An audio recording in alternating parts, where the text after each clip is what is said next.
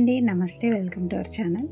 రెగ్యులర్గా కాకుండా కొంచెం ఏదైనా డిఫరెంట్గా టాప్ స్టిచ్ చేసుకోవాలి అనుకునే వాళ్ళు ఈ వీడియోలో చూపిస్తున్న ఈ టాప్ని ఈజీగా స్టిచ్ చేసుకోవడం ఎలాగా ఈ వీడియోలో చెప్పేస్తాను.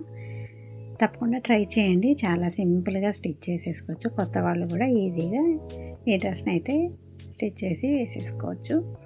దీనికోసం మేము తీసుకున్నది కాటన్ ఫ్యాబ్రిక్ అన్నమాట. లోపల కూడా లైనింగ్ కాటనే ఇచ్చాము. దీనికి బటన్స్ ఇచ్చాము హ్యాండ్కి అండ్ ఫ్రంట్ పార్ట్ నెక్కి కూడా. ఫ్రంట్కి 2 ప్లీట్స్ వస్తాయి కదా, అక్కడ కూడా బటన్స్ ఇచ్చాము అనమాట వన్ సైడ్కి. అవుట్ఫిట్ ఫైనల్ లుక్ అయితే ఈ రకంగా వచ్చిందండి. ఇప్పుడు ఈ కాటన్ లైనింగ్ అయితే 2.5 మీటర్స్ అండి. మెయిన్ క్లాత్ వచ్చి 3 మీటర్స్ తీసుకున్నాము. కాటన్ క్లాతే కానీ దీనికి బార్డర్ వచ్చిందనమాట.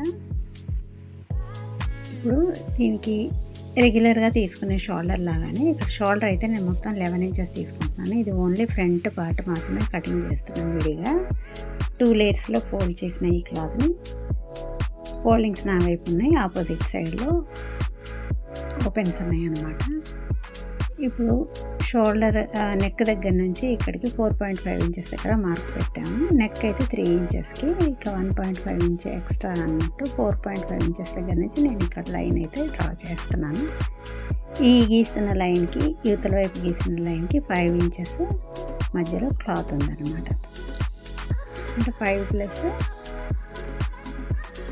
6 ఇంచెస్ వస్తుంది. అంటే షోల్డర్ నెక్ కలిపి 6 ఇంచెస్, ఎక్స్ట్రా మధ్యలో తీసుకునే క్లాత్ మాత్రం 5 ఇంచెస్ వస్తుంది అన్నమాట.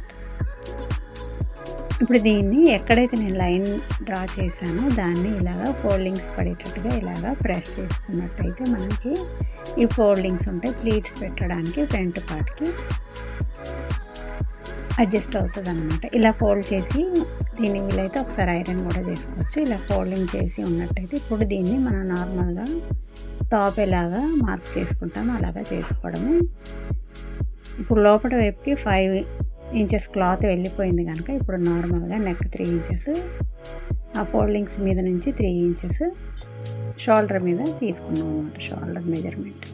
ఇప్పుడు హ్యాండ్ రౌండ్ ఎంత కావాలనేది అక్కడ మార్క్ చేసేసుకోవడం.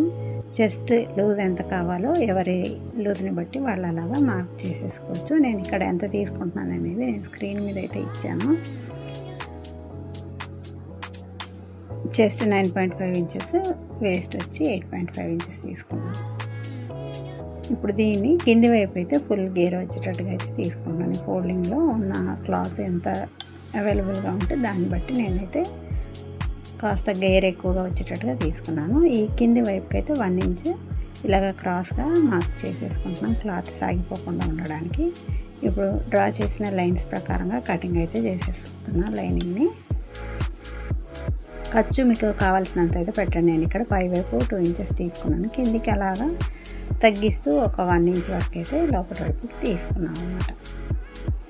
ఇప్పుడు ఈ బ్యాక్ పార్ట్ ఫోల్డ్ చేసి ఇప్పుడు ఫ్రంట్ మనం కట్ చేసిన పార్ట్ని దాని మీద ప్లేస్ చేసుకొని ఇక్కడ ప్లీట్ ఇంతవరకే వస్తుంది కాబట్టి 14 ఇంచెస్ దగ్గర ఇలాగా దీన్ని ఫోల్డ్ చేసి ఉంచి కింది వైపు మాత్రం ఫుల్గా ఓపెన్ చేసేసి ఫ్రంట్ బ్యాక్ తేడా రాకుండా ఉండేటట్టుగా క్లాత్ని అడ్జస్ట్ చేసుకొని ఇప్పుడు కటింగ్ చేసేసుకుంటున్నాను. ఫ్రంట్ మనం ఫోల్డ్ చేసిన అంత ఎంత వస్తుందో అంతే నడుం దగ్గర అయితే తీసుకుంటున్నాం అన్నమాట. ఇప్పుడు ఎలాగైతే లైనింగ్స్ కట్ చేసామో ఫ్రంట్ వేరేగా బ్యాక్ సైడ్ వేరేగా అలాగే మెయిన్ క్లాత్ని కూడా కట్ చేసేసుకుంటున్నాను.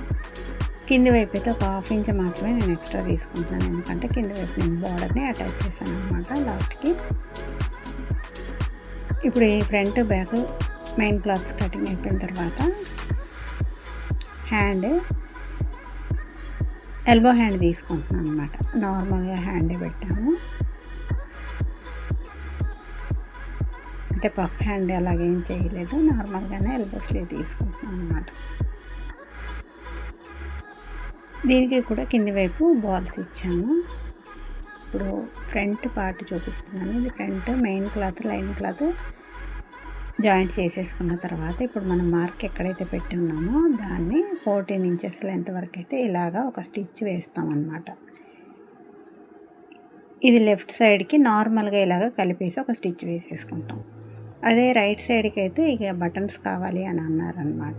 దాని ప్రకారంగా నేను 4.5 ఇంచెస్కి మార్క్ పెట్టుకొని నెక్ ఫోల్డింగ్ దగ్గర నుంచి 4.5 ఇంచెస్ విడ్త్లో నేను బటన్స్ ఎక్కడ పెట్టాలి అనేది మార్క్ చేసుకుంటున్నాను. 1 ఇంచ్ గ్యాప్లో అయితే నేను పోట్లీ బటన్స్ అయితే పెట్టాను. ఇప్పుడు ఆ పోట్లీ బటన్స్ పెట్టిన దగ్గర నుంచి 5 ఇంచెస్కి ఇటువైపుకి కూడా నేను మార్క్ చేసుకుంటున్నాను. ఫస్ట్ నేను పోట్లీ బటన్స్ కోసం మార్క్ చేసిన దగ్గర ఈ బటన్స్ని పెట్టి స్టిచ్ చేసేస్తున్నాను.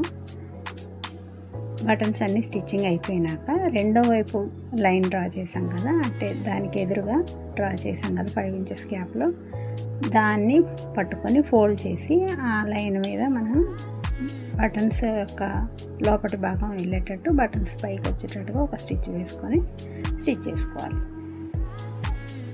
ఇలాగా ఐరన్ చేసుకున్న తర్వాత ఇది అడ్జస్ట్ అయిపోతాయి. ఒకటి రైట్ సైడ్కి ఒకటి లెఫ్ట్ సైడ్కి వస్తుందన్నమాట ఫ్రంట్ పార్ట్లో. ఇప్పుడు దీన్ని ఇలా ఫోల్డ్ చేసుకొని నెక్ని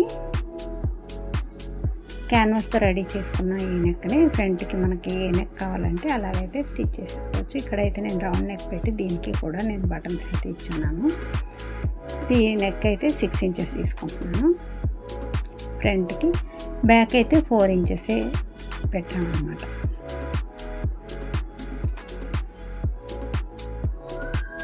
హ్యాండ్స్కి అయితే ఈ విధంగా బార్డర్ వచ్చేసి కింది వైపుకి ఇలా బటన్స్ ఇచ్చాను అన్నమాట. ఈ వీడియో కనుక మీకు నచ్చినట్టయితే తప్పకుండా లైక్ చేయండి, అవసరం అనిపించిన వాళ్ళకి షేర్ చేయండి. ఇలాంటి మరిన్ని వీడియోస్ కోసం నా ఛానల్ని అయితే సబ్స్క్రైబ్ చేసుకోండి. కింది వైపు అయితే ఈ విధంగా బార్డర్ ఇచ్చేసాను అన్నమాట. కంప్లీట్ అయిపోయిన తర్వాత ఫ్రంట్ అయితే ఈ రకంగా వచ్చింది. సైడ్స్కి 2 పక్కల ప్లీట్స్ వస్తాయి.